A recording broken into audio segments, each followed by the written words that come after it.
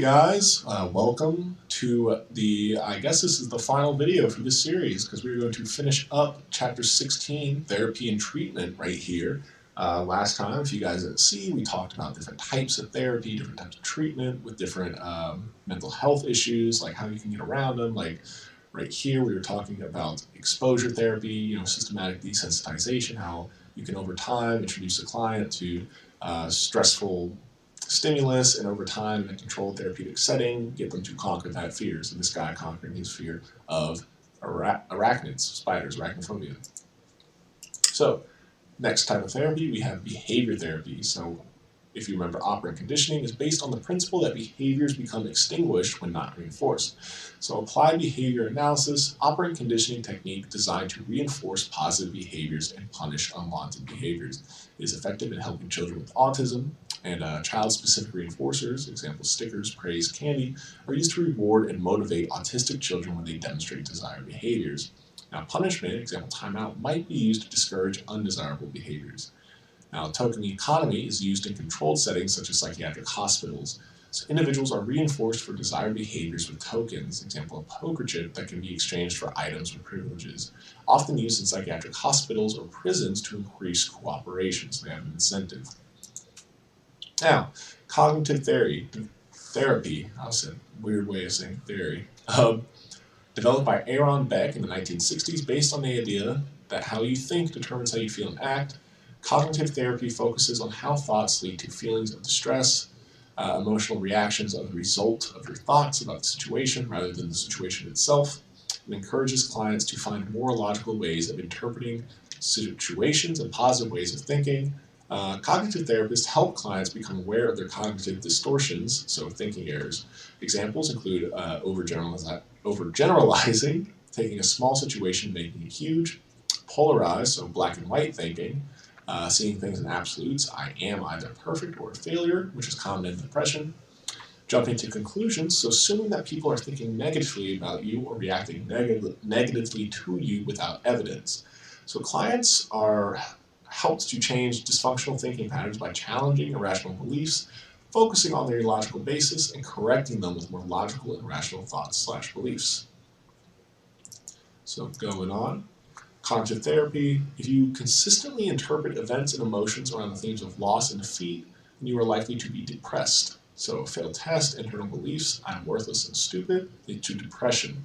Now a failed test, but your internal beliefs are, I'm smart, but I didn't study for this test, I can do better, you don't have depression because you're not feeling worthless and stupid.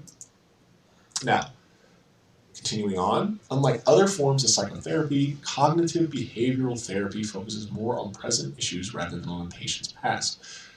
Rational emotive therapy, or RET, is one of the first forms of cognitive behavioral therapy founded by Albert Ellis. Now, cognitive behavioral therapy, or CBT, works to change cognitive distortions and self-defeating behaviors. It aims to change both how people think and how they act. Helps clients examine how their thoughts affect their behavior, and a combination of cognitive therapy, making individuals aware of irrational and negative thoughts and replacing them with positive ways of thinking, and behavior therapies, which teaches people to practice and engage in more positive, healthy approaches to situations, uses the ABC model to reveal cognitive distortions, so overgeneralizing, black and white thinking, and jumping to conclusions. So action is the activating event, and then there's the belief about the event, and then there's consequences of the belief.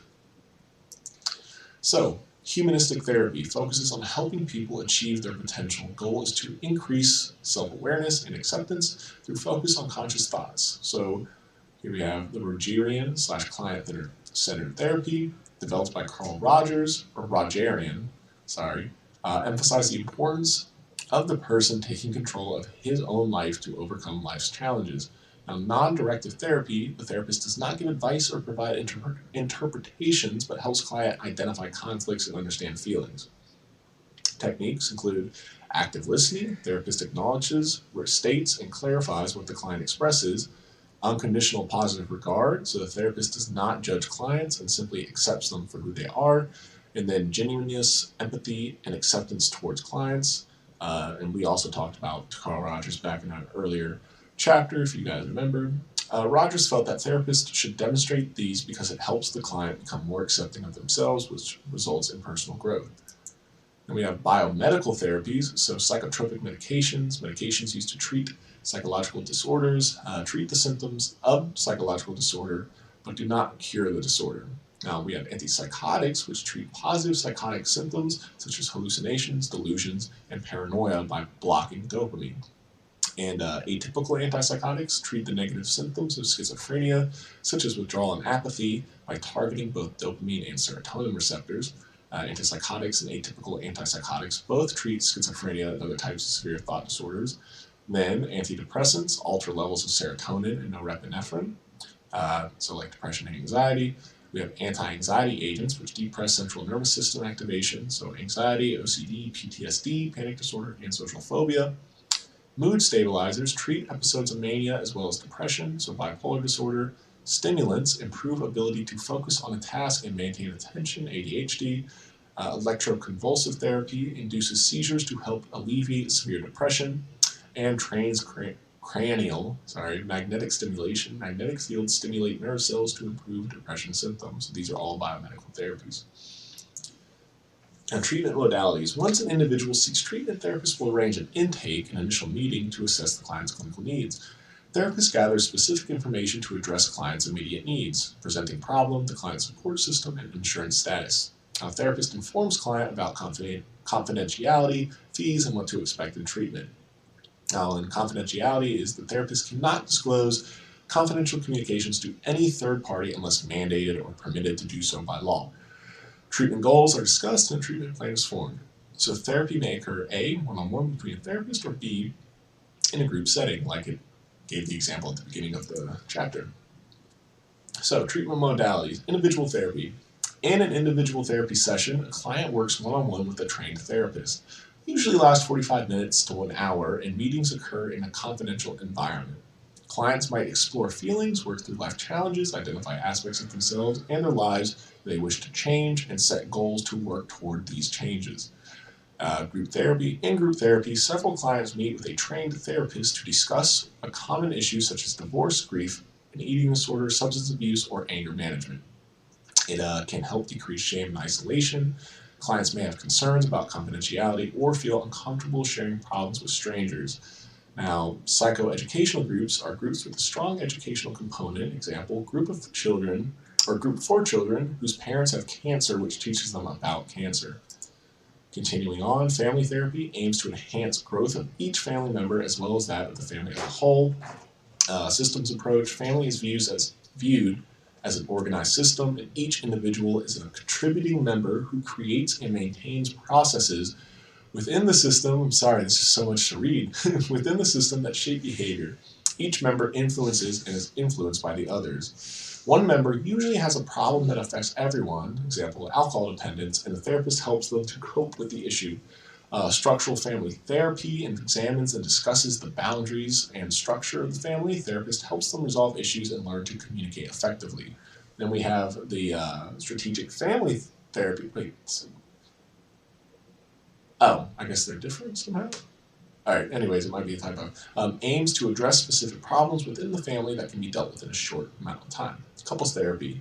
Therapists help people work on difficulties in their relationship, aims to help them resolve problems and implement strategies that will lead to a healthier, happier relationship. For example, how to listen, how to argue, and how to express feelings. Primarily uses cognitive behavioral therapy. Now, addiction. Initially, individuals voluntarily choose to use a substance, which leads to chronic substance use, can permanently alter the neural structure in the prefrontal cortex that's associated with decision-making and judgment. And the person becomes driven to use drugs and or alcohol, making it difficult to stop. Relapse is when an individual returns to abusing a substance after a period of improvement. About 40 to 60% of the individuals relapse. Now, comorbid disorders, remember comorbidity is when you have two different kind of disorders, or like you'll have two in the same person. So individuals addicted to drugs and or alcohol frequently have an additional psychological disorder. Substance abusers are twice as likely to have a mood or anxiety disorder. People with psychiatric disorders may self-medicate and abuse substances. Categorized as mentally ill and chemically addicted, so MICA. And problems are often chronic and treatment has limited success. So here we have a chart with the prevalence of drug use. National Survey on Drug Use and Health shows trends in prevalence of various drugs for ages 12 to 17, 18 to 25, 26 and older. So you can see percentage of use for different age groups as they get older, and I guess this chart's supposed to be showed like which color each drug is, but it's zoomed in too much. So, substance-related treatment. So goal is to help an addicted person stop compulsive drug-seeking behaviors. It requires long-term treatment and more cost-effective than incarceration or not treating those with addiction. Substance use and abuse cost the United States over $600 billion a year. Behavior therapy can help motivate the addict to participate in the treatment program and teach strategies for dealing with cravings and how to prevent relapse. Medication uses to detox the addict safely after an overdose, to prevent seizures and agitation that often occur in detox, to prevent reuse of the drug, and to manage withdrawal syndromes. Now, what makes treatment effective? The duration of treatment, at least 3 months, is usually needed to achieve a positive outcome. Holistic treatment addresses multiple needs, not just a drug addiction, due to psychological, physiological, behavioral, and social aspect of abuse. Addresses stress management, communication, relationship issues, parenting, vocational concerns, and legal concerns. Group therapy, addicts are more likely to maintain sobriety in a group format due to the rewarding and therapeutic benefits of the group, such as support, affiliation, identification, and even confrontation if they start slipping. Whoops. And then parental involvement correlated with greater reduction in use by teen substance abusers.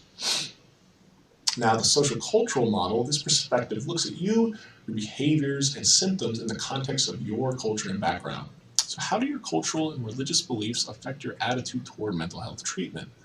Cultural competence, mental health professionals must understand and address issues of race, culture, and ethnicity, and use strategies to effectively address needs of various populations. Multicultural counseling and therapy integrates the impact of cultural and social norms, aims to work with clients and define goals consistent with their life experiences and cultural values, strives to recognize client identities to include individual, group, and universal dimensions, and advocates the use of universal and culture-specific strategies and roles in the healing process, and balances the importance of individualism and collectivism in the assessment, diagnosis, and treatment of clients. And our final slide are some treatment barriers. Now, access and availability of mental health services, so lack of insurance, you can't pay for it, transportation, and the time to do so. Even when access is comparable among racial and ethnic groups, minorities utilize mental health services less than white, middle-class Americans. Ethical disparities, lack of bilingual treatment, stigma, fear of not being understood, family privacy, lack of educational and mental illness, and then perceptions and attitudes, self-sufficiency and not seeing the need for help, not seeing therapy as effective, concerns about confidentiality, and fears of psychiatric hospitalization or treatment itself. So these are all treatment barriers, but with that, guys, we are finished with the entire OpenStax online psychology 2E unit. So I hope you guys, if any of you stuck around through the whole series, found that I did a decent job of conveying the information. If I didn't, I always welcome on all those videos that you leave comments saying how I could do better, improve. And yeah, I really appreciate those of you who watch it and comment and like and all that good stuff. If you did so, and if not, no worries. But yeah, so I've had a great time. Again, my name is Prescott at PsychSyncs, the Sync Psychology, and I will see you guys again soon. Thank you. Bye-bye.